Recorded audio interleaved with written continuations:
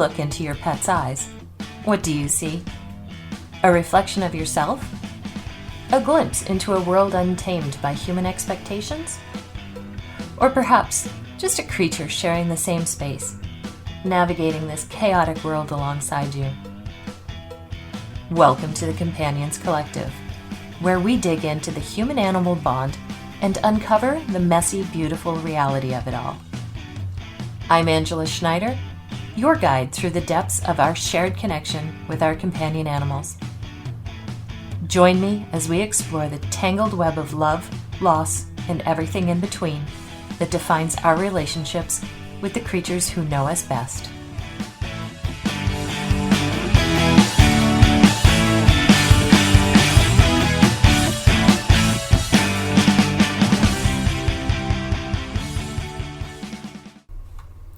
It is truly amazing the impact animals can have on our world.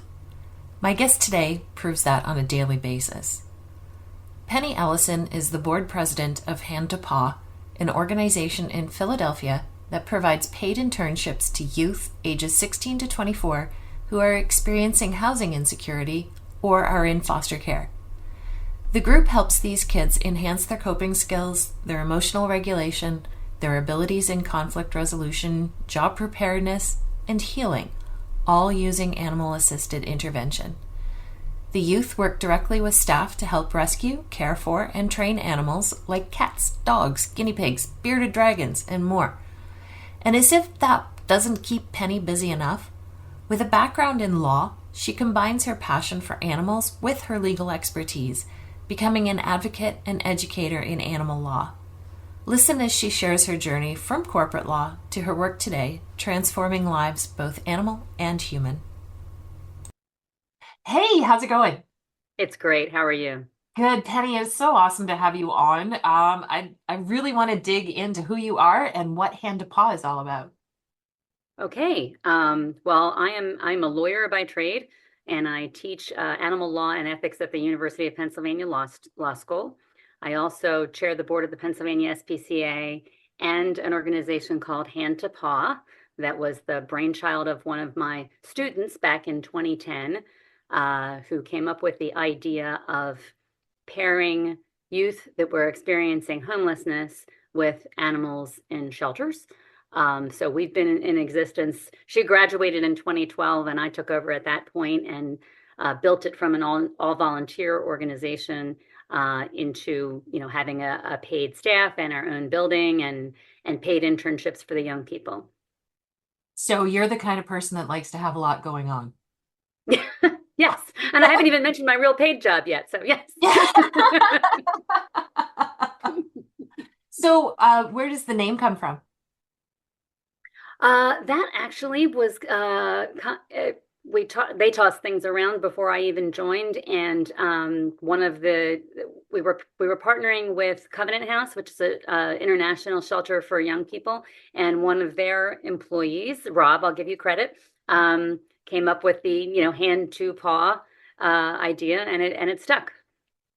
I think there's an old quote that it is ringing in my head right now. I think when I needed a hand, I found your paw.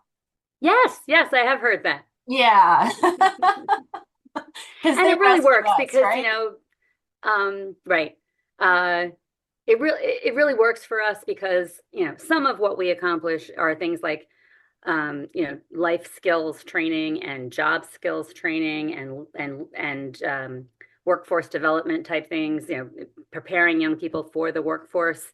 But also it's just a therapeutic agent to have people that have been through a trauma or are still experiencing a lot of trauma in their lives to interact with an animal, to get the kind of unconditional love and acceptance you get from an animal, to feel that they are useful and important and not just sort of, a recipient of services, but somebody that themselves can be important to others and provide a service. There is a boatload of research on how dogs can improve our mental health. Any pets really, can improve our mental health. What kind of turnarounds have you seen in in the demeanor of a homeless youth when you pair them with a pet? I think, well, the most interesting ones for me were always with young men and cats and kittens, because often when we started out, we were not doing as much on the internship training side. We were mainly doing weekly volunteer sessions to the shelter, taking some of the dogs out, giving them baths, giving them training, but also sort of ending with holding kittens and sitting in a circle and talking. And guys who never thought they were into cats or kittens sort of opened up when they had one on their lap. And that was always moving to me, because I think that they felt the world was a difficult place for them, and they had to have a tough face, and their face loosened when they were with cats and kittens. I Hmm. think also I would say hope. I think you can get into a place in your life where you don't have a lot of hope for the future. And certainly if you're a young person who their relationship with their family has gone to the place where they are now living in a shelter or in a foster home or something like that, that they can start to feel like the future is not going to be very great for them. And I think working with animals that are homeless and seeing them transform, because usually their time frame's shorter, so you can sort of see it in a little microcosm that the animal came in hurt or scared or emaciated, and they come back and they see them leave and have a happy life. So it's that little lesson that transformation is possible, and hope is well founded. How do you select the youth to become involved in the program? It's changed a little bit over time. I would say there's definitely an interview process, just like a job, because now our flagship program is called Unleashing Opportunities. So, and that's a 6-month long program where they're with us for a while. Um, we have resident animals at our facility, so they're learning animal care in that context, and they're having sort of classroom lessons that prepare them for a job, and that usually goes on for about 4 months. And then the last 2 months, we have job partners, and they go out and work um, we have partners that are vet hospitals or shelters, or it's more like a spay neuter clinic, that kind of thing. They're all animal related businesses or nonprofits. Um, so we're looking for youth that are really ready to take advantage of that opportunity. Are interested in animals, who love animals, who either have animals in their life or have had in the past and they miss them. But they don't all go on to work in animal related careers, but they do. We use that animal as the vehicle for that sort of emotional transformation. And also, part of our program is helping the community with their animals. We're in a section of Philadelphia that needs a lot of help. Mm. And so we have one of the things that the youth do as part of their training is pet pantries.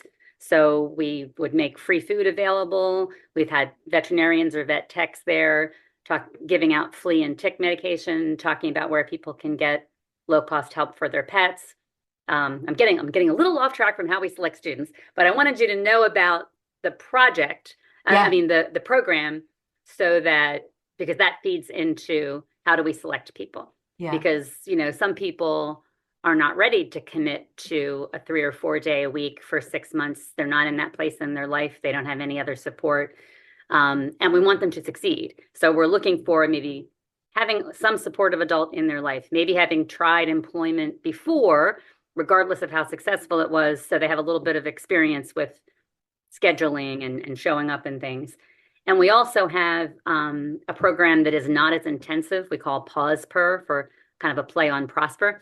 Mm. Um, that is for maybe youth that are a little bit younger. Our youth in our lead program are usually 19 to 23 sort of age. So if you're maybe 16 to 19, you might go into the Pause Per program, which is a once a week thing, where you get exposed to some of the different careers you could have working with animals, exposed to some humane education, but it's not as intensive, and it's sort of a either for youth who have a next plan, like they're going off to college or something, or youth who might want to explore whether they're really committed enough to this path to do the longer program.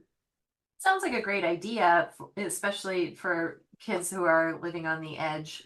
so to speak, to build life and job skills and start preparing a resume because not speaking from experience and it's not something I could even come close to relating to, but um I guess that once you land on the street, it's it's the life you're going to end up with if you don't.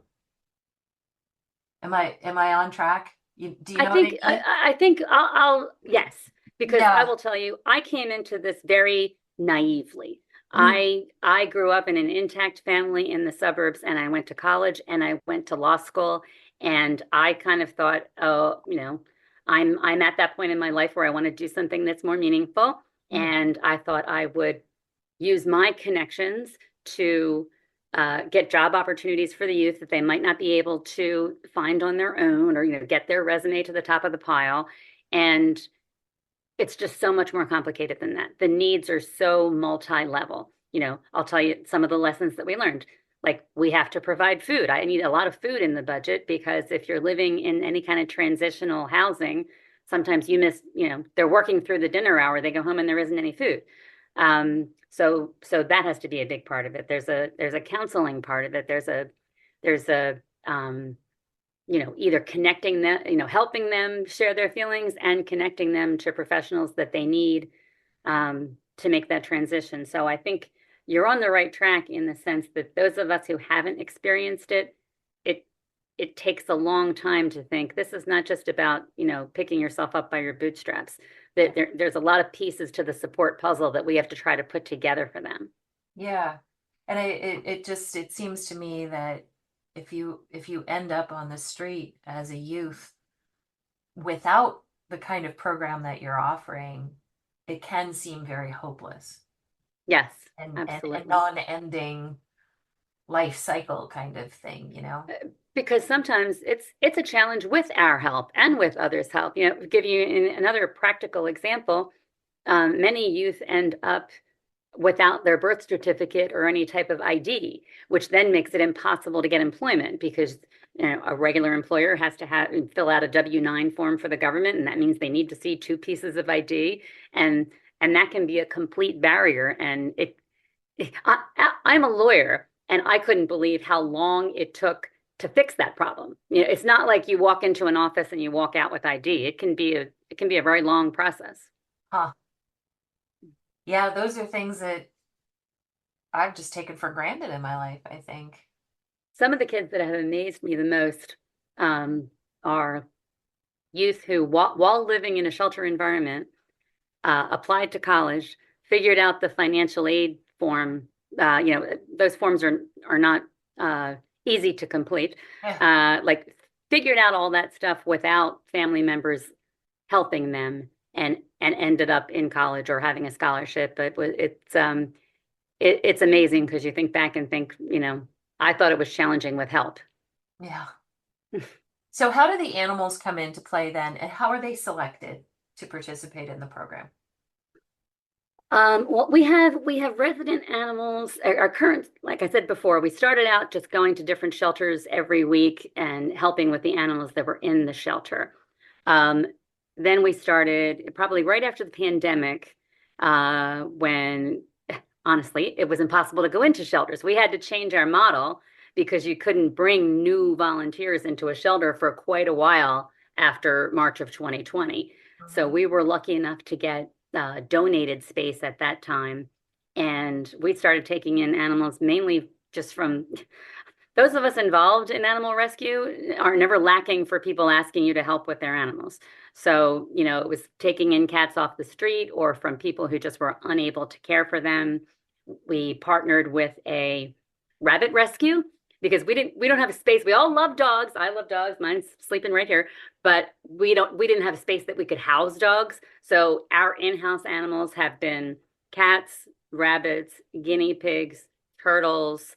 We now have chinchillas and a bearded dragon. Oh, Um, so we take in non-dog animals, which are easier to get zoning for too. Um, so our intake it used to be just basically word of mouth, until we got full. Uh, Now we moved out of our donated space and we're renting a house in Philadelphia. And now we're trying to do more safety net fostering. So people who, uh, as you might imagine, housing is extremely expensive in Philadelphia, like everywhere. Yeah. Pet-friendly housing is even more expensive and hard to come by. So people come to shelters or start posting online. I'll do that again. People come to shelters or look for help with their animals when they're sort of between housing situations. They might be couch surfing for a month and they have nothing to do with their pet. And there are shelters that try to find fosters to help out those people. And that's what we've started to do lately, especially for young people, because there are young people that enter the shelter system that have a pet. So we try to be that safety net foster for them, because the most desirable outcome for an animal facing homelessness is that they stay with the people who they already know and who already love them. So if what they need is 30 days or 60 days of somebody to take good care of their animal, and then they would be in a place where they could take it, that's what we've been trying to do. Brilliant. So how do you measure the impact on the youth and the community? That is a very good question and something that we are always working on. Um, and, in the beginning, just with the lawyer mind, I was always like, well, how many youth are getting permanent employment out of the program, and how long are they keeping that job? And we certainly track that, but there are lots of other metrics that you can look at to see, are you making a lasting difference in these young people's lives? Some of it is done with a pre-survey and a post-survey to sort of measure their responses on things like empathy and self-confidence and self-efficacy, because that's really what we're trying to inculcate in them, is that you can be an effective person on your own, and you should have confidence in your abilities, that even if you find yourself in need, you know how to locate resources and you know how to find that kind of help. So we do the pre and post surveys, and we do measure things like graduation rate, who stayed through the entire program, because everybody's got a very different outcome. Some do go to community college, some go to a trade school, some go to work outside the animal field, some move away. So we try to measure things through sort of as recognized as we can, sort of surveys, but bearing in mind that I think we're the only one who's doing what we're doing just like we're doing it. So if you were, say, a social scientist, there's not a perfect survey that says, if you have this kind of program with young people working with animals, this is how you should measure your impact. But we have developed tools over time that we have a lot of confidence in. And where does your funding come from for all of this? Well, we are a 501c3 charity. So we have grants from private foundations. We have donations from individuals. And we also get some government grants. The hopefully soon to be renamed Pennsylvania Commission on Crime and Delinquency gives us grant money for, because we're really considered an anti-violence program. So the city and the state do have money for programs that either prevent youth from being involved in violence from any side, either committing violence or being victims of violence. Like, if you can get them out of a situation where they would either be at risk of committing survival crimes or being at risk of being a victim of a survival crime, and that's really what we do, but in more than one way. I think obviously, if you go to the point, if you've trained to the point that you can get a job that pays you enough that you can sustain yourself, you're less likely to have to commit those survival crimes or be in that area. I think also a big part of our program is developing empathy and empathy for others. So if you develop empathy for animals, you certainly have more. I think it's pretty clear you have more empathy for people around you as well. And empathy is certainly the antithesis of violence. So we do get money from the state and the city for violence prevention. How has the community bought into your program? Oh, it's been fantastic. Oh, you asked a minute ago how we measure our success. And Yeah, I focused on how we measure our success with the young people, but we also measure our success at those community events that we hold. How many families did we serve? How many pets did those families have? Did we connect them to resources where they're able to keep that pet? So that it's been we had to get a zoning variance to get in the location we are now, which requires you to, of course, notify all your neighbors. This is what we intend to do, and we just got support and no opposition, and we haven't had any opposition yet. that's We're awesome. we're really happy. We One of our big goals, I think, when we moved into a neighborhood, we were sort of like, itinerant farmers before, just kind of going around to the different shelters. And now that we're in a neighborhood, we really wanted to network with other nonprofits in the area to create sort of this web of support for people. And I think we've been able to do that because the community fairs that we have, we're usually doing them with partners. We've done them with partners who are working on hunger in the human community, so that we're giving out pet food and resources for people with pets, but right next to us, they're giving away bags of fresh produce, and it's a it's a great it's a great feeling to work with others to make the community better. That's awesome. Do you consider this young program a success already, and can it be a model for similar programs throughout the country? That's what we hope. Yeah, we've been thinking about that more and more lately, that can we replicate it? And it's young, but I've been doing it for 12 years now, so it's taken a while to, and most of that is really budget. It's Mm. taken a while to get where we are, to get noticed by foundations, to get to the size budget wise and size impact wise, to get to have funders take note of you. But I do think it's replicatable in other communities. And another part of our mission is to bring more diversity of opinion and views into the veterinary and animal welfare world. The vast majority of the young people that we work with are people of color, and they, to be perfectly frank, we've had ups and downs with their experience in different workplaces, and some workplaces have not been that welcoming, I'm going to say. So, part of our goal is to work with a lot of the organizations that are doing that kind of work now, and make sure that everyone feels welcome and not judged when they go into a shelter or a veterinary office.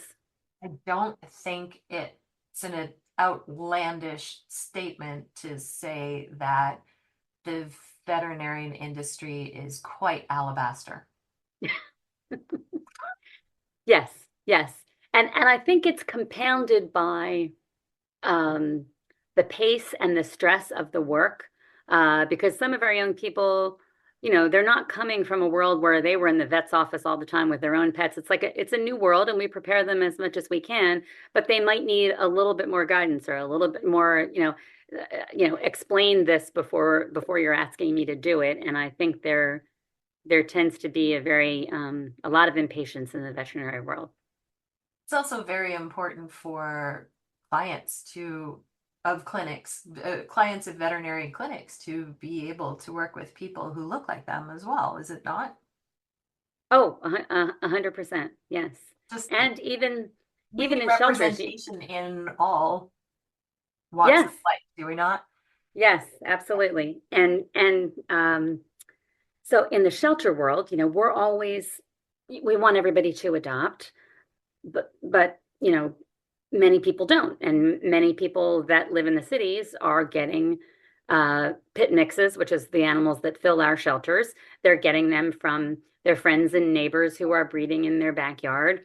And when you when you really delve into, well, why are they doing that? Why don't they go, to the shelter and get a dog? And some of it is just what we were just talking about that, whether or not they feel welcome, or whether or not they see people like them, or they feel like they're going to be judged and turned down. And if we want to stop euthanasia of healthy adoptable animals, we need to make sure everybody feels welcome at the shelter. Yeah. I feel like we might be segueing into your other project. We could do that if you'd I like. think Yes. we should. So as I said in the beginning, I do teach animal law. I've been doing that at Penn since 2006, and I it's a seminar class, which usually means there's only supposed to be about 15 people in it, but I always open up enrollment because I want to have as many people on board with being animal advocates as I can. And but still, it's a pretty small group. Uh, and I love when I see my former students accomplishing something. Either some of them have gone to work for animal protection organizations, wildlife organizations, and really making a difference. But I see, an awful lot of people on social media who absolutely love animals and they comment on all the posts, but they don't really know how to be effective animal advocates from a changing law and policy, and or they might feel like they can't make a difference. And as I thought about it, not very much advocacy requires you to be a lawyer. Some does. If you want to bring a lawsuit to get the Department of Agriculture to do their job or something, you have to be a lawyer. Um, but plenty of, say, advocating for, especially at the local level, the local or the state level, um, advocating for laws that will protect animals in your community is not something you need to be a lawyer for. You can figure out how to look up what the law is now, and you can figure out where the laws are better than where you live, and you can advocate to make a difference. And so I'm starting a podcast called The Animal Advocate that's going to teach regular people all of that stuff, and including where to look for resources. And it's going to be accompanied by a website called animaladvocacyacademy.com.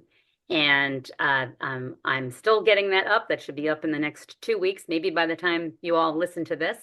And that will have the podcast, but it'll also have articles that I've written so that you can learn about different things. And it's going to cover everything from cruelty to dogs and cats to environmental things that are impacting habitat, what you can do there, and hopefully eventually online courses that people can take to really teach them how to be change makers in their own community. That is unbelievably cool because, as we all know, they cannot speak for themselves. We have to do it for them. But as we talked off camera, just touch very lightly on the difference between county law, state law, and federal law. Okay. And actually, that is the subject of my first episode. So the trailer is up live right now, The Animal Advocate on all the platforms. And the first episode, which I didn't want to post because the website's not live, but it should be posted very soon, is called Animal Law 101. And it is what is covered at the federal, state, and local level. And because I think everybody should know what's covered by federal law, but it's obviously much harder for individuals to influence federal law. It's also much harder to get anything done, no matter which side of the aisle you're on. But actually, more of the action for animals is at the state and federal level. So at the state level is where you have all of your animal cruelty laws. What kind of is neglect punishable? What constitutes neglect? Do you have to get your animal veterinary care? If you keep your dog outside in the bad weather, what kind of housing requirements are they? That's all at the state level. At the local level, there's a lot of animal control ordinances. So it's protecting people from stray dogs. Sometimes it's how you handle community cats, whether TNR is encouraged or criminalized, as it is in different places. So there is plenty of action at both the state and local level where you could have an opportunity to make a difference. I think also the smaller you get down in the jurisdiction, say it's a city council, that person doesn't have as many constituents as a congressperson does. So they might be more interested in what the community thinks. They might be more open to meeting with you. If you go in to meet with them with a small group of advocates that is taking the same position, you're more likely to be able to influence what they do at a local level. If you could go back in time and talk to law school student Penny Ellison, would she believe you if you told her what you were doing right now? Um, I doubt it because this didn't really occur to me until I was 40-ish because, I went to work for a big law firm in Philadelphia. I never practiced animal law. I represented companies and I did what they call commercial litigation, which is Oh God, basically like you could have been on Suits or something. yeah, that kind of stuff. Yes. And then I guess hopefully we all hit an age where we kind of think, is this all there is? Hmm. And at the time that I hit that age, I got an email that said that students at the University of Pennsylvania were really interested in having an animal law class, and they had petitioned to the dean. And the dean said, okay, if you can find someone to teach it, because we don't have anybody here that teaches it. And I thought, and I did some online research, and I could teach that. And I figured out a syllabus and made a proposal, and they hired me. And yeah, I guess, when I was young, I thought I wanted to maybe be a park ranger or be outside. And then I realized, you have to get dirt under your fingernails and be out in the rain. So now I'm kind of, I'm combining my worlds of law and trying to be with animals. That's very cool. How fulfilling is all of the work that you do from hand to paw to animal law to animal advocacy? Well, you asked me earlier, and you must be someone who likes to stay busy. I love working because this is my work. It's not for money. It's just, to me, it does not matter whether it's Sunday or it's 10 p.m. I want to do it. So I'm doing it all the time. And it makes me feel uh, like my life does have a purpose. I have a list of guests that I want to have come back on repeatedly because I have so many other things that I want to talk to them about. Can you be on that list? I would love to be on that list. That's fantastic. Penny, thanks so much for joining us today and telling us all about hand to paw and animal advocacy. You're very welcome, and thank you for everything you do. I vaguely recall at one point wanting to be a lawyer. It was all that extra school that kept me from pursuing it. I was a pretty lazy student. It is a field that fascinates me to this day, though. I would love to know if there are any issues around animal law you have burning in your brain so we could bring Penny back and have her chat with us. Hit me up at angela@bigwhitedogphotography.com if you have any ideas. Penny's website is due to launch any day now, and I know I'll be watching it for regular updates. Thanks for joining us at the Companions Collective. If you enjoyed this conversation, share it with a friend or two.